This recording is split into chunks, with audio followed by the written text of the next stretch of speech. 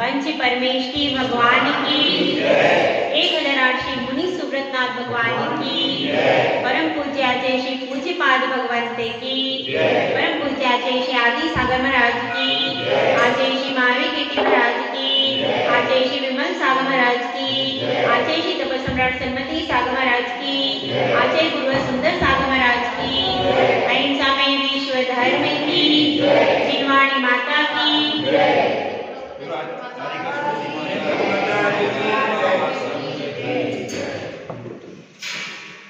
धर्म प्रेमी भगवान कमल खिलता है और सुबह खिलता है, शाम को मुरझा जाता है। सूर्य सुबह उगता है, शाम को ढल जाता है। दिन भी होता है और रात भी होती है, प्रभात भी होता है और संध्या भी होती है। कोई जीव हमेशा ऊपर चढ़ के नहीं रहा, एकमात्र एक ही जीव है जो ऊपर चढ़ के रहता है, सो नीचे नहीं आता। वह कौन है भाई? सिद्ध परमात्मा एकमात्र ऐसे हैं। इस संसार में तो जीवों की गति ऐसी देखी गई है कि कोई को राज सिंहासन मिलने वाला था, सारी घोषणाएं हो गई और फिर क्या हुआ, एक रात में ही सारी कथा बदल गई। वह राज सिंहासन वनवास में परिवर्तित हो गया। कहाँ राज सिंहासन, कहाँ सर्व मान्यता और कहाँ वन वन भटक रहे हैं अपरिचित से राजपुत्र। तो एक जैसी गति इस संसार में कभी भी संसारी जीव की नहीं हो सकती। क्यों नहीं हो सकती?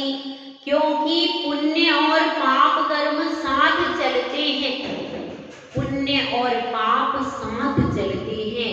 लेकिन जिसकी बहुलता होती है उसका प्रभाव हमें दिखाई देता है। अभी भी आप मंदिर में बैठे हो, आपका कौन से कर्म का उदय है? पुण्य कर्म का उदय है, लेकिन पाप कर्म सत्ता में है कि नहीं है? पाप कर्म का भी उदय है। कभी किसी को अचानक प्रवचन में ही सिर दर्द उत्पन्न हो जाए।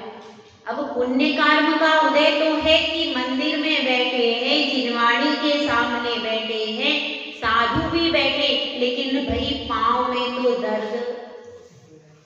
तो पाप कर्म का उदय भी है, लेकिन जो अपना उपयोग प्रभु में लगा लेते हैं, भक्ति में लगा लेते हैं, तो फिर वो पांव का दर्द, सिर का दर्द समझ में नहीं आता। इसीलिए यहाँ पर यह समझना है, पुण्य और पाप कर्म साथ साथ ही चलते हैं। कब तक? जब तक अनंत अवस्था प्राप्त नहीं हो जाती, तब तक पुण्य और पाप कर्म साथ चलते हैं। फिर जब अरहंत अवस्था प्राप्त हो जाती है, उसके बाद कहा जाता है पुण्य फला अरहंता। उसके बाद जितनी भी पाप प्रकृतियां हैं, क्योंकि असाता वेदनीय कर्म है कि नहीं वहां पर है, लेकिन असाता वेदनीय कर्म भी साता वेदनीय में चेंज होकर के फल देता है। क्योंकि कोई भी अशुभ प्रकृति अनंत भगवान को प्रभावित नहीं कर सकती, वहां पर उपसर्ग का अभाव होता है। इसलिए यह समझने की बात है कि पुण्य कहाँ तक, अपने लिए पुण्य कहाँ तक है, तो 13वें गुण स्थान तक पुण्य हमारे लिए सहायता देगा। पुण्य हमारे लिए ऐसा नहीं कि पुण्य को छोड़ देना चाहिए। कुछ लोग ऐसा कहते हैं, भैया बेड़ी तो दो है, कौन कौन है? तो पुण्य भी बेड़ी है, पाप भी बेड़ी है। बेड़ी तो दोनों है, तो भाई मंदिर में क्यों जाना, स्वाध्याय क्यों करना, आहार क्यों देना, क्यों इतना परिश्रम करना भैया? नहीं, कहने वाले इतना परिश्रम करो, सुबह से लेकर के इतने बजे से लगते हैं भैया, 6:30 बजे से तो लगते ही है चौका में, लगो चौका में 6:30 बजे से। और फिर आपको शौक भी है इतना इतना बनाना है, ये भी बनाना ये भी बनाना, तो बनाते बनाते कितना बज जाता है, 9:30 10 बज जाता है। 4 घंटे की मेहनत करो, उसके बाद साधु आ जाए, फिर जरा सा शोधन में चूक हो जाए तो अंतराय हो जाए और बैठ करके फिर रो, तो ऐसा काम तो बड़ा खराब है? कितनी मेहनत करनी पड़ती है, 4-5 घंटे। तो एक बहन आई, उन्होंने कहा, बहन तुम कहाँ जाती हो? अरे मैं चौका में जाती हूँ। अरे चौका में 5 घंटे खराब हो जाते, इससे तो तुम समय सार का स्वाध्याय करो तो तुमको कुछ ज्ञान की प्राप्ति होगी, उसमें क्या फायदा? 5 घंटे तक तुमने मेहनत करी, मारा जाए, जरा से कुछ हो गया तो फिर अंतराय हो गया, फिर तुम बैठ के रोती हो, संक्लेश परिणाम हो जाते हैं। इससे तो अच्छा है चौका मत लगा। सही है? सही एडवाइस दी? सही एडवाइस दी कि नहीं? यही हमको समझना है। अब क्या हुआ कि उन बहन ने क्या किया, चौका बंद कर दिया और पुस्तक खोल के बैठ गई। सही है कि नहीं? क्यों 6 घंटे वेस्ट होते थे? नहीं, जो समय जिसका है उस समय पर वह क्रिया करना चाहिए। और एक गृहस्थ जितने भी पाप करता है वह सारे पाप आहार देने से सारे पाप किस तरह से धुलते हैं? तो रत्नकर्ण शावकाचार्य में आता है, रुधिर मल धावते वारी। जिस प्रकार से जल से रुधिर धुल जाता, इतने कठिन कठिन पाप भी जब आप आहार देते हो तो उस आहार दान के प्रभाव से वे सारे पाप पुण्य में परिवर्तित हो जाते हैं। इसलिए ऐसा नहीं समझना। बहुत पुण्य से साधु रोज रोज नहीं मिलते क्या? बहुत मुश्किल से, बहुत पुण्य के उदय से कभी अपने घर पर अपने को आहार दान देने का सौभाग्य मिलता है। तो उस समय हमारी इतने पवित्र भाव होते हैं कि उससे ज्यादा निर्जरा होगी जो आप अकेले बैठ करके स्वाध्याय करो, उससे बहुत ज्यादा। क्योंकि आपने सिर्फ एक ग्रास साधु के हाथ पर रखा। तो नयन सार में आचार्य कुंद स्वामी कहते हैं, आपने वो एक ग्रास नहीं रखा, आपने उसे मोक्ष का मार्ग रखा है, मोक्ष का मार्ग दे दिया। क्योंकि उस ग्रास से साधु दिन भर कितने क्या क्या करेगा, सामायिक करेंगे, 3 समय सामायिक करेंगे, स्वाध्याय करेंगे, जाप्य करेंगे, नमोकार मंत्र की और तरह तरह की जाप्य करेंगे, ध्यान करेंगे। और उसका सारा 6% किसको मिलेगा?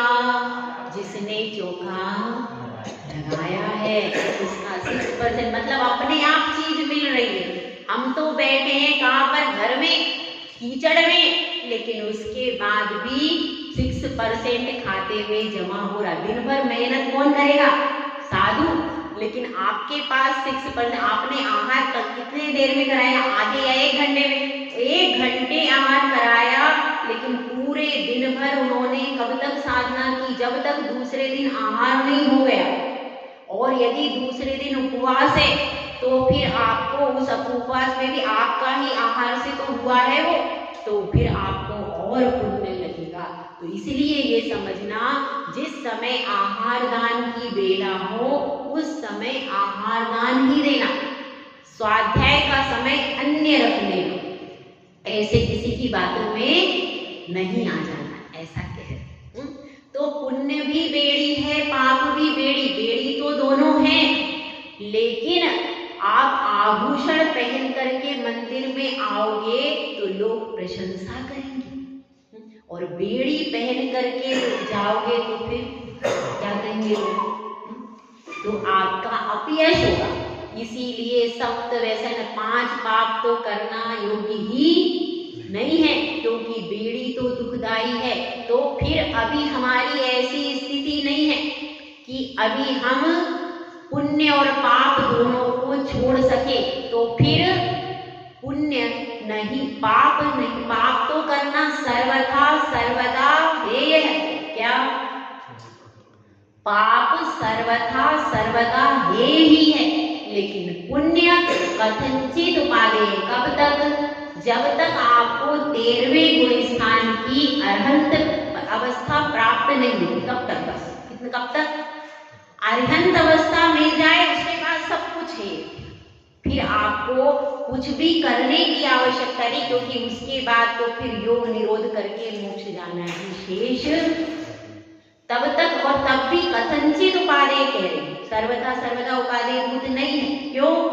क्योंकि वह भी पुण्य प्रकृतियां भी कर्म ही है। कर्म है कि नहीं? पुण्य प्रकृतियां भी कर्मों में से ही निकली, इसीलिए कथंचित उपादेय भूत है। और सर्वथा सर्वदा उपादेय भूत तो अपना शुद्ध आत्म तत्व है, उसकी हर समय भावना आना चाहिए।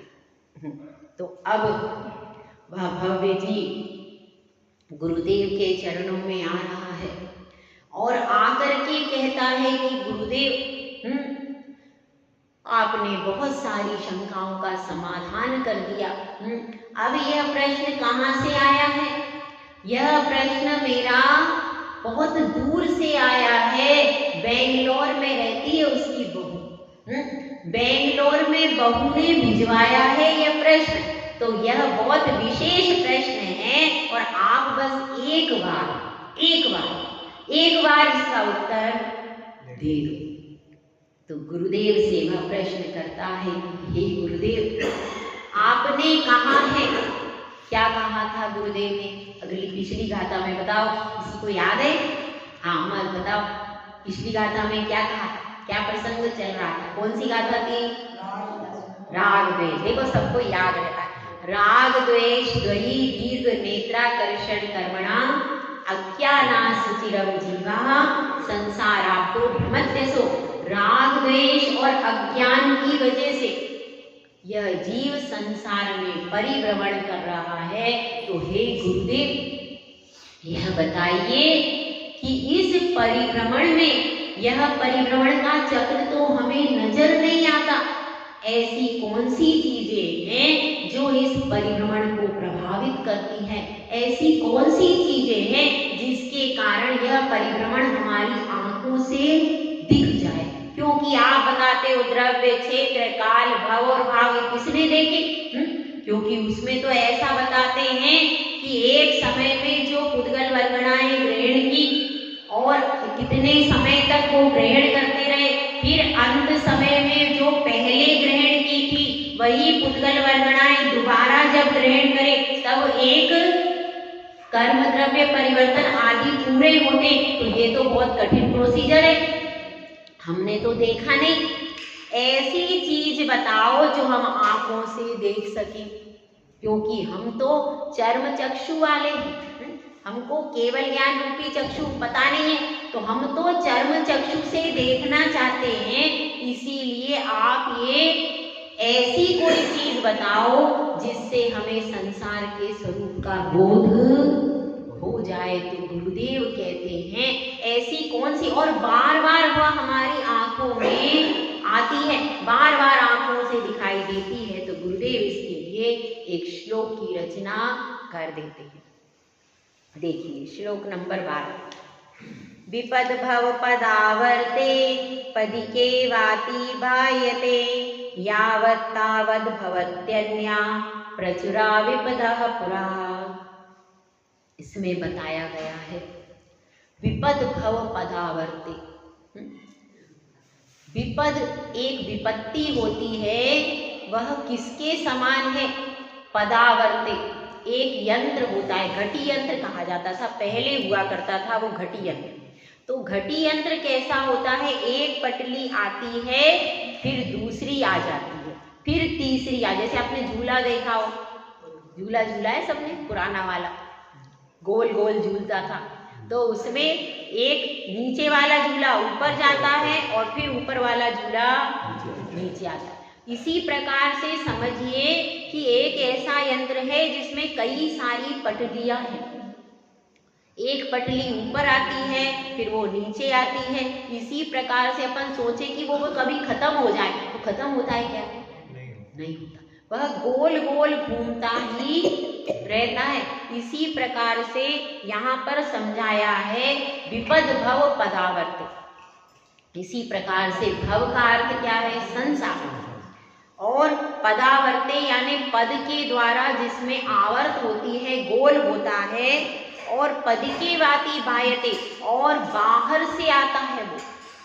पद के वाति बायते यावत् तावत् भवत्यन्या प्रचुरा विपदा पुरा। इसी प्रकार से जैसे कि वो एक पटली आती है फिर दूसरी आ जाती। अपन सोचते हैं कि एक पटली समाप्त हो जाए फिर अपन दूसरी पटली पर आए, पर ऐसा होता नहीं है। इस संसार में एक विपत्ति आती है और फिर उसके पीछे पीछे दूसरी चली आती। उसको हम खत्म भी नहीं कर पाते कि दूसरी आके, दूसरी को थोड़ा बहुत, फिर एक को थोड़ा विराम देके दूसरी पे ध्यान देते तो दूसरी आधी कंप्लीट होती है, तीसरी आगे खड़ी हो जाती है।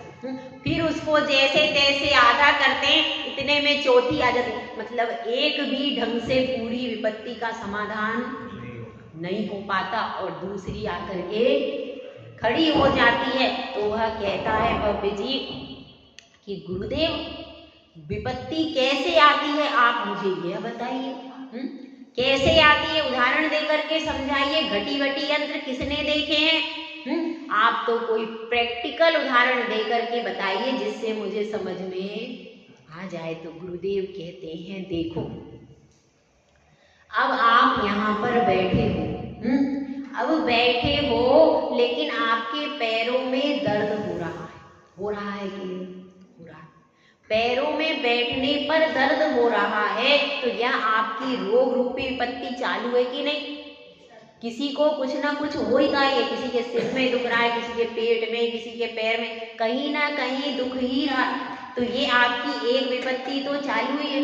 अब इस बीच में आप घर पर गए, घर पर यहाँ पर बैठे बैठे भी आपका क्या हो रहा है? आपका उपयोग घर पर भी जा रहा है। मन कहाँ जा रहा है?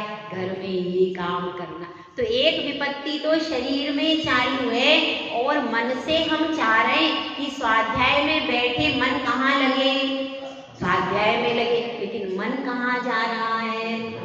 तो मानसिक विपत्ति वहां भी चालू है। अपन चाह रहे हैं कि शारीरिक विपत्ति है तो मानसिक भी अपन चाहते हैं उस मन को रोके, लेकिन वह मन रुक नहीं रहा है। तो शारीरिक विपत्ति रोग के रूप में विद्यमान है और अचानक मंदिर में बैठे और अचानक किसी ने कुछ बोल दिया। आप लोग जानते हैं, सब समझता है, किसी ने कुछ हमें बोल दिया। आपको समझ में नहीं आता ये कलश यहाँ पर रखते, इधर नहीं रखते, तो हमको बुरा लग गया। अब क्या हो गया? अब साथ में मन में भी घर्षण चालू हो गया। इसने क्यों बोला? मैं रोज अभिषेक करता हूँ, 1 साल से 2 साल से मैं अभिषेक कर रहा हूँ, मुझको पता है ये कलश यहाँ रखते, आज मैंने यहाँ रख दिया, तो इसमें बोलने की जरूरत क्या थी? इसको बोलने की जरूरत क्या थी? और कदाचित उस व्यक्ति से आपकी पहले से ही नहीं पटती है। फिर क्या हुआ? पहले से ही आपकी पटती नहीं है और उसने बोल दिया। मैं इसको मैं जब भी चाहता हूँ, मैं जब भी आता हूँ, ये पता नहीं कहाँ से आ जाता है, ये पता नहीं कहाँ से। मैं सोचता हूँ कि इससे बच जाऊँ, फिर मैं जाता हूँ जहाँ वही पर ये आ जाता है। तो इस तरह से एक मानसिक भी अपना क्या हो जाता है? मानसिक घर्षण ज्यादा चालू रहता है। व्यक्ति बीमार शारीरिक उतना नहीं होता जितना मन से सोच करके बीमार हो जाता है। तो साथ में मानसिक घर्षण चालू हो गया।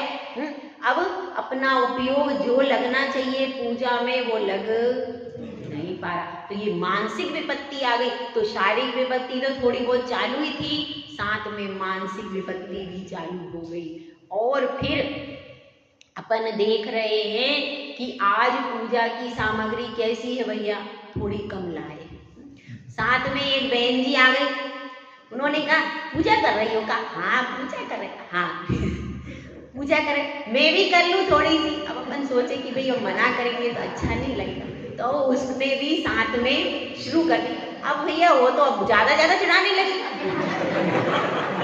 अब क्या करें, अब उसने ज़्यादा तो अब क्या हुआ, वो तो था, अब अपन को करनी थी 4 पूजा है, उसने ज़्यादा चढ़ा ली तो अपने द्रव्य नहीं बचा। अब क्या करें, तो बड़ी समस्या। तो इस तरह से नई समस्या खड़ी हो गई कि अब वो क्या करें। अब उसको कुछ बोल भी नहीं पा रहे, अपन ने कह तो दिया कि तुम कर लो, पर अब उसने पूजा द्रव्य ज्यादा चढ़ा दी। अब उसको कह भी रहे देखो 4 पूजा कर, हाँ कुछ नहीं होता है, मैं अपनी डिब्बी की निकाल लूंगी, ऐसा कह दिया और बाद में उसने निकाली ही नहीं। अब क्या हुआ, अब पूजा, अब अपन थोड़ा सा द्रव्य बचा, अब उसमें मन नहीं लग रहा वो पूजा में। क्यों? क्योंकि अब द्रव्य बहुत कम है, तो अपन चढ़ा रहे तो अपना मन उसमें नहीं, तो अपने को नई परेशानी खड़ी हो गई कि नहीं। एक से निपट नहीं पाए, मन में वैसे ही घर्षण चल रहा है, सुबह से मुझे टोक दिया और साथ में एक और समस्या हो गई। आपके साथ भी कभी होता है क्या ऐसा? मुझे पता नहीं था। तो अब क्या होता है, अब ऐसी परिस्थिति हो गई, तो अब क्या हो गया, अब पूजा तो पूरी करी लेकिन मन कैसा हो गया, ये ऐसी परिस्थिति हो गई। तो मन जो ऐसा लगना चाहिए था पूजा में, तो आज वो आनंद नहीं आया, तो मन और दुखी हो गया। तो इस तरह से एक समस्या आती है, साथ में दूसरी समस्या घर में जाते हैं। तो जैसे ही गेट पर गए, मेहमान बाहर ही खड़े थे। मेहमान बाहर ही खड़े थे। कहा कि भाई ठीक है, अब अपन थके हुए हैं, फिर भी अब चलो आए हैं तो बैठो। हाँ बैठो, हाँ ठीक है, चाय नाश्ता बना। अरे चाय नाश्ता क्या, हम तो भोजन करके जाएंगे। ठीक है, अब क्या करें, अब आए हैं तो स्वागत तो करना पड़ेगा, बैठे रहेंगे वो। उसके बाद फिर क्या, तो कहना अब देर तो, अभी तो देर है, कोई बात नहीं, चाय नाश्ता दे दो, बाद में भोजन कर लेंगे। तो चाय नाश्ता बनाया, फिर भोजन किया। अब अपने को कहीं जाना था, कहीं पर, तो फिर अपने को देर भी हो गई, तो जल्दी उनको किसी तरह से करके, और जैसे ही अपन बाहर निकलने लगे, इतने में सासू माँ आ गई। कहने लगी कहाँ जा रही हो? तो मुझे वहाँ जाना है सहेलियाँ। आज नहीं जाना? क्यों नहीं जाना? कहने कि आज मुझे बाहर जाना है, मुझे जाना है पंचकल्याणक में, इसीलिए तुम्हारा जाना कैंसिल, तुम अंदर बैठो। तो अब क्या करें, अब अपन अंदर बैठ गए, मन कहीं और है और तन कहीं और है। और साथ में क्या हुआ कि कहा है आज ही फीस का लास्ट डे है, तो आज ही भरनी है, तो स्कूल के लिए भी दौड़ना है। तो स्कूल का फिर क्या करते हैं कि उधर से फोन लगाते हैं स्वामी जी को कि फीस भर के आना, सासू जी चली गई, घर में कोई नहीं, मुझको घर में बैठना पड़ेगा। तो एक समस्या अपन पूरी करते हैं, दूसरी आके खड़ी हो जाती और समाधान हो ही नहीं पाता। होता है क्या कभी, एक का भी पूरे ढंग से समाधान नहीं हो पाता है, और मानसिक समस्या तो चलती है। होता है क्या उसका समाधान? मानसिक समस्याओं का समाधान नहीं होता है, उनको तो दिमाग से निकाल करके अलग ही करना पड़ता है भाई, कि किस किस की सोचे, कब तक सोचे। इसीलिए अपनी सोचे तो सुखी रहे। तो अब ये परिस्थिति हो जाती, इसी तरह की मानसिक स्थिति। अब उस भव्य जीव से कहते हैं, कौन? आचार्य श्री पूज्यपाद स्वामी बोलते हैं उस भव्य जीव से कि सुनो, अब तुम्हारी स्थिति क्या चल रही है? तुमको लग रहा है कि मुझे घर पे जाना है। कहाँ जाना है? घर पे जाना है, लेकिन उधर से बुलावा आ रहा है, लेकिन तुमने संकल्प कर लिया है कि जब तक गुरुदेव प्रश्न का उत्तर देते रहेंगे तब तक मैं घर पर नहीं जाऊंगा। तो तुम्हें प्रति समय आकुलता हो, जब तुम यहाँ बैठते हो तो लगता है मेरे मन में वैराग्य हो गया।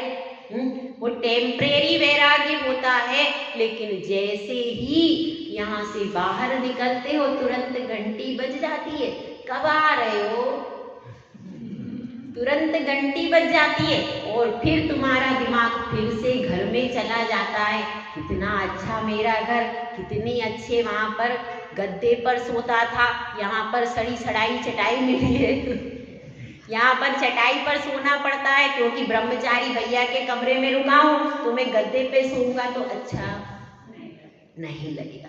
यही तो परेशानी है कि लोग क्या कहेंगे, आधे तो हम इसमें ही मर जाते हैं तो अब उसमें हमें अच्छा नहीं लगता, तो बड़ी परेशानी है। कितने दिन हो गए भाई, मेरे यहाँ 8-10 दिन बीत गए हैं और मैं संसार में फंसा जाऊं। संसार से निकलने की इच्छा तो रखता हूँ लेकिन फिर संसार में डूब जाता हूँ। तो यह बार बार तुम्हारे मन में उथल पुथल मची हुई, और इस उथल पुथल ने तुम्हारे मस्तिष्क को पूरा परेशान करके रख दिया। क्योंकि व्यक्ति एक तरफ रहता है तो सुखी रहता है। आप लोगों की स्थिति क्या है भाई?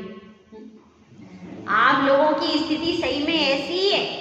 आप लोग यहाँ आते हो तो आपके मन में लगता है भाई संसार में कुछ भी नहीं, सार नहीं है, यही रटते रटते यहाँ से द्वार पार किया, अब क्या करें, जाना तो वही पड़ेगा, वही भोजन करना है, वही रहना है, वही दुकान है, वही घर है, वही ऑफिस है, तो जाना तो वहां पड़ता है। तो क्या हुआ, आधा मन इधर आधा मन उधर। इसीलिए समाधि तंत्र में आचार्य श्री पूज्यपाद भगवंत ने ही लिखा है, क्या लिखा है, क्या करना चाहिए, जो भी क्रिया करो तो केवल यह समझो कि हमको शरीर से करनी पड़ रही है, अपना मन तो पंच परमेश्वरी के चरणों में ही रखना, उसको बाहर मत लाना। अपने क्रिया करो, पूरे तरीके से करो, लेकिन मन को प्रभु चरणों में रख करके करेंगे तो क्या हो जाएगा, उससे यह होगा कि अपना जीवन हमेशा प्रभु भक्ति में रहेगा। कभी हमारा कदम व्यसनों की तरफ नहीं जाएगा, कभी हमारा मन पापों की तरफ, क्योंकि हृदय में कौन है, प्रभु है। हृदय कहाँ है, प्रभु की भक्ति में, प्रभु के चरणों में रहेगा तो कभी भी हम भटकेंगे नहीं और कोई भी कार्य तुम्हारा निष्फल नहीं जाएगा। इसीलिए कहते कोई भी कार्य का प्रारंभ करो तो नमस्कार मंत्र, नमोकार मंत्र से प्रारंभ करो तो आपके सब कार्य निर्विघ्न सिद्ध करने वाले होंगे। तो अब इस तरह से वह निरुत्तर हो गया है, उसको स्वयं विपत्तियां सामने दिखा दी कि संसार में विपत्ति के अलावा और कुछ भी नहीं है। आप घर में जाते हो, भले ही पोता अच्छा लग रहा है लेकिन फिर भी वह कभी जिद कर देता है तो वही पोता कैसा लगने लगता है, बुरा भी लगने लगता है। तो इसी तरह से संसार में विपत्तियों का पहाड़ है, एक विपत्ति पूरी करते हैं, पूरी नहीं कर पाते, दूसरी आ जाती है, एक के बाद एक, एक के बाद एक चालू रहती। हम कितना भी प्रयास करें लेकिन विपत्तियां समाप्त नहीं होती। अब वह प्रश्न करता है गुरु से कि गुरुदेव, आपने कहा है कि विपत्तियां आती हैं तो विपत्तियां तो धन के द्वारा नष्ट की जा सकती हैं। धन एक बहुत बड़ी चीज है। लोग कहते हैं कि बाप बड़ा ना भैया, सबसे बड़ा रुपया। अगर किसी के पास धन है तो उसकी आधी से ज्यादा विपत्तियां तो नष्ट हो सकती हैं। हाँ, मानसिक विपत्ति को आप छोड़ दो, लेकिन शारीरिक विपत्तियां जो हैं वो तो धन के द्वारा पूरी की जा सकती हैं।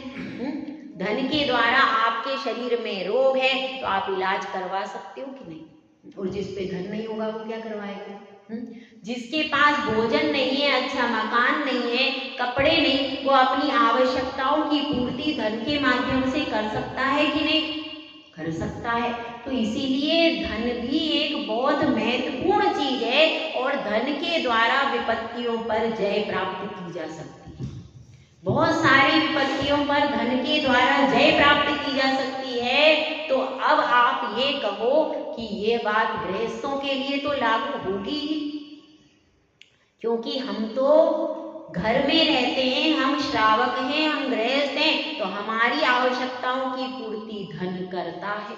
तो उस धन को आप अच्छा मानो, उस धन को उपार्जन का उपदेश दो, क्योंकि उस धन से विपत्तियों का हल होता है। और आपने स्वयं कहा एक विपत्ति आती, आपने विपत्ति की चर्चा क्यों छेड़ी?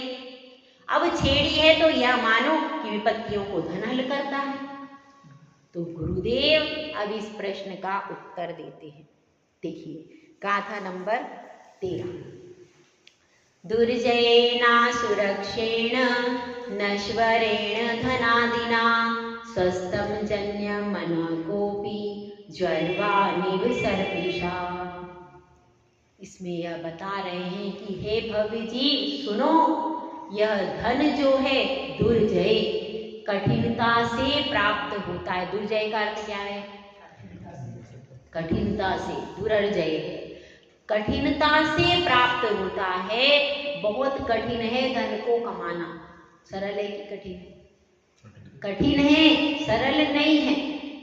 और बहुत कठिनाई से कमाया जाता है और इसकी सुरक्षा करना बहुत कठिन है। कठिन है कि नहीं? कठिन है।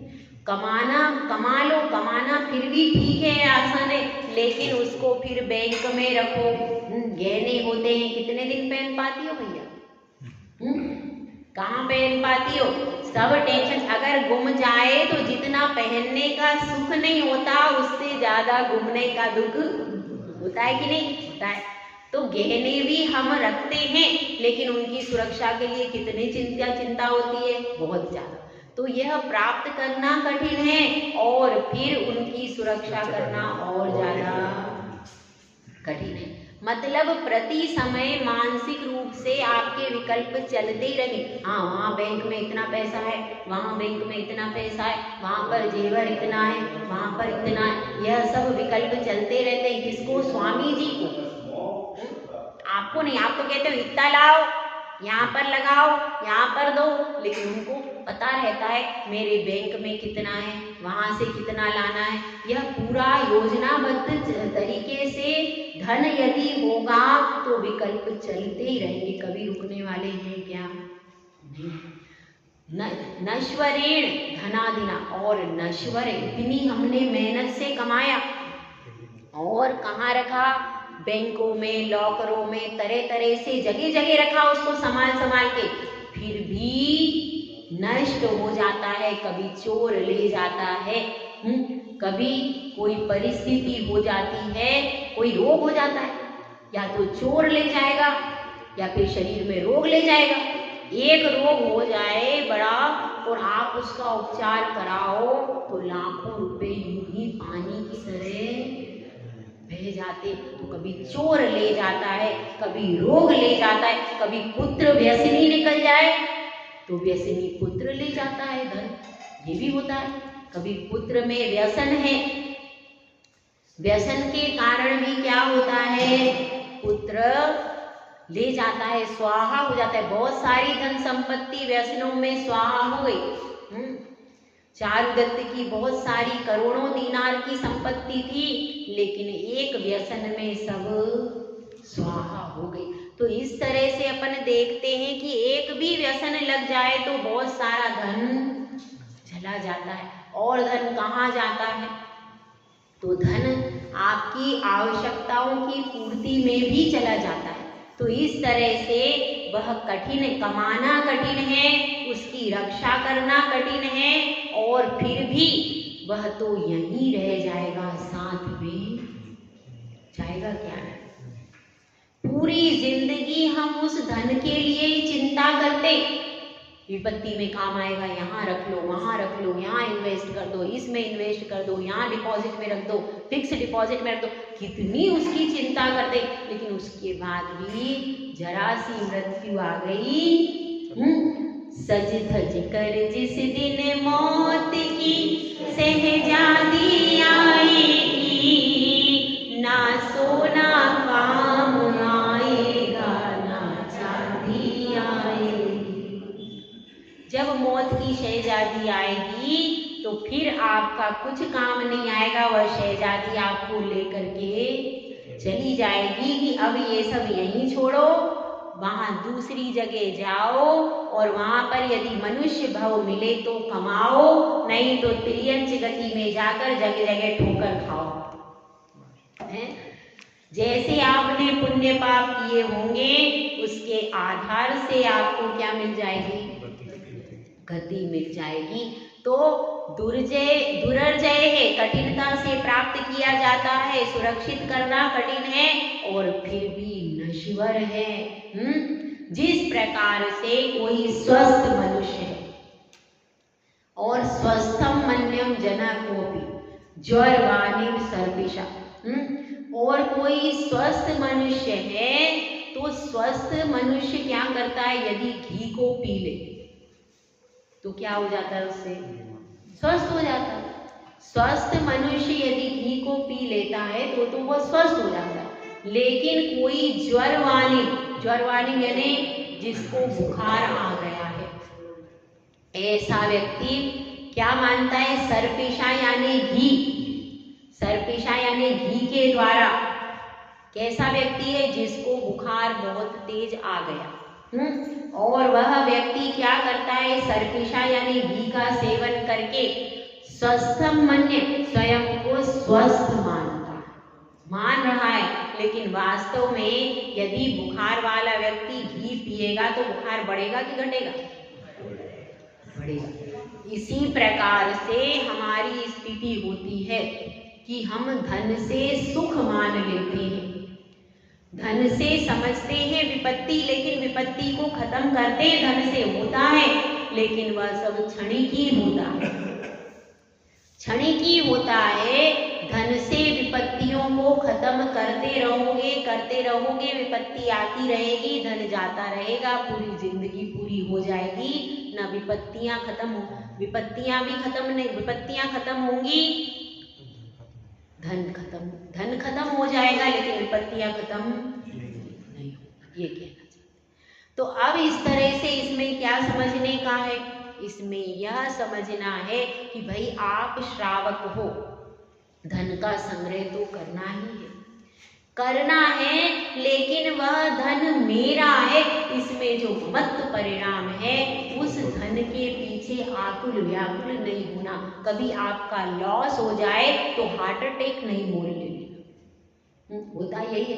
अगर हमें लंबा लॉस चला गया तो तुरंत हार्ट फेल हो जाता है, ब्लड प्रेशर बढ़ जाता है, परेशान होते हैं कि नहीं होते।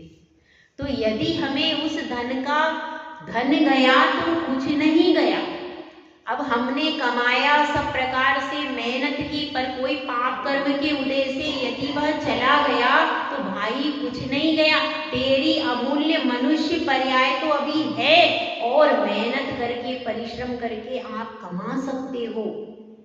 धन गया तो हार कर मत बैठ जाना, हार मत जाना, धन गया तो कुछ नहीं गया, आप पुरुषार्थ करके पुनः कमा सकते हो, उसमें कोई बड़ी बात नहीं।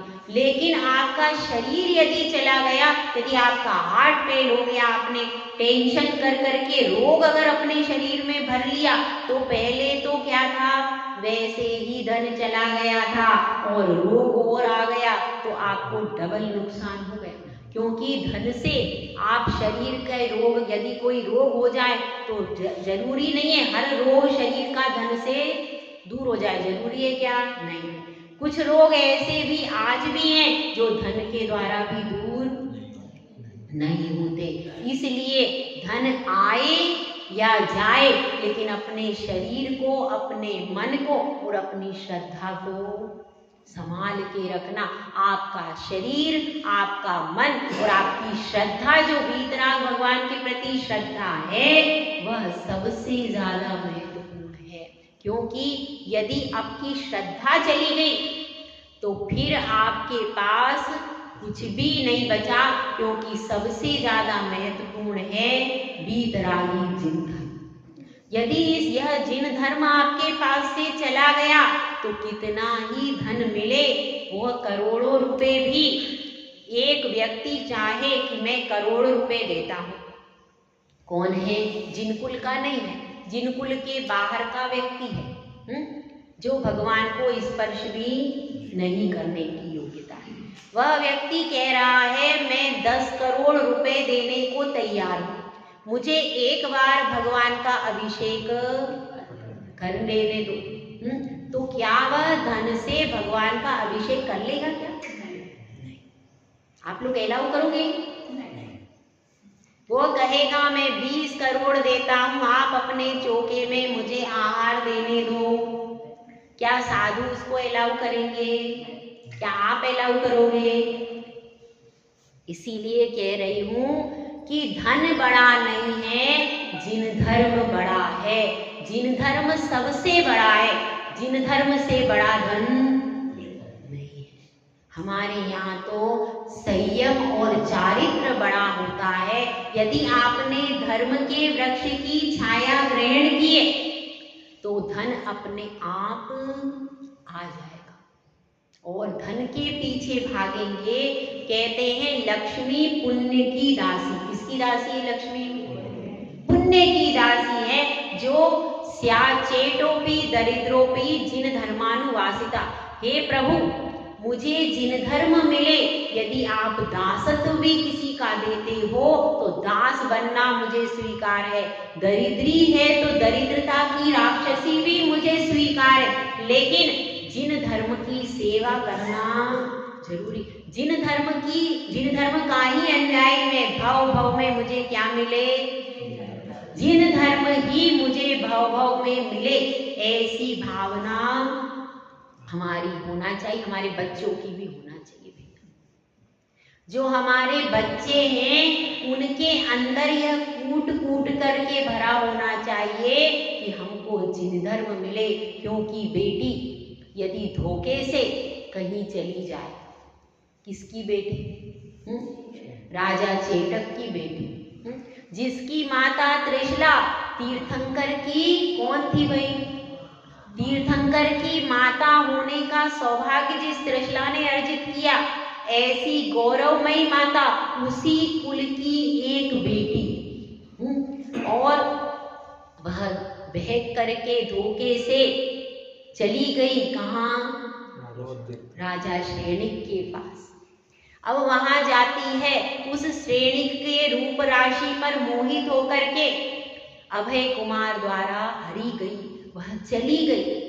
बताइए कितना लोक पूजित कुल है। जहाँ पर तीर्थंकर की माता का जन्म हुआ, उसी लोक पूजित कुल में वह कन्या चली तो गई, लेकिन अब जाकर के देख रही है कि यहाँ पर तो जिन धर्म का मुझे बताया गया, उसको बताया गया था क्या कि यह जैन राजा है, यह जिन धर्म का पालक राजा, ऐसा उससे कहा गया था।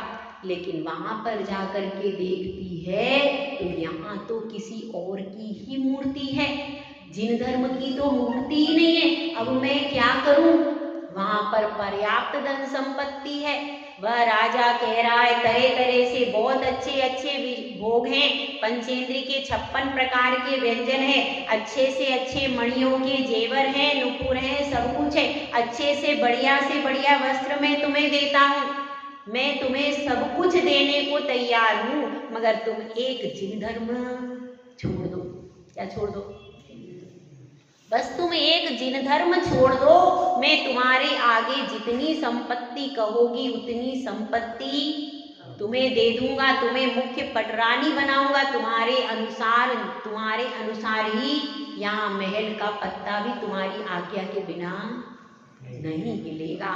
बस तुम एक चीज मुझे दे दो। तो वह कहती है कि मेरे प्राण निकल जाएंगे तो मैं प्राणों का बलिदान करने को तैयार हूं, पर अपना जिन धर्म। क्या हमारी बेटियों में इतनी दृढ़ता है? वह तो वह भी अपनी इच्छा से गई है, अपनी इच्छा से गई थी ना, माँ बाप से पूछा था उसने? अपनी इच्छा से ही गई थी वह। तो अपनी इच्छा से जाने पर, जब भी धोखे से, अपनी इच्छा से जाने पर धोखा भी हो सकता है, धोखे के चांसेस बहुत ज्यादा। यदि वह ईमानदार होता तो आपके माँ बाप से पूछकर सलाह करके ले जाता।